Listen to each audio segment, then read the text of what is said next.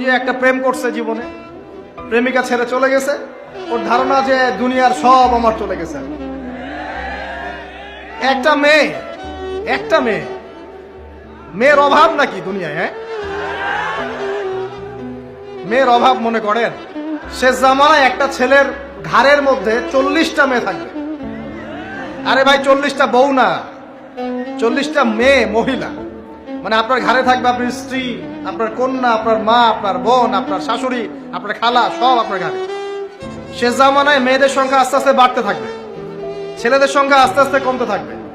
যুদ্ধ বিগ্রহ বেশি হবে, ছেলে মানুষ একটু বেশি মারা যায় না, বাইরে চলাফেরা বেশি করে, অ্যাক্সিডেন্ট আছে, রোড অ্যাক্সিডেন্ট, এই সেই, যুদ্ধ বিগ্রহ। এমনি গড়াইও ছেলেদের কম, আর ছেলেদের জন্মহার কিন্তু মেয়েদের চেয়ে কম। শিশু ছেলে মারা যায় বেশি, মেয়েরা মারা যায় কম।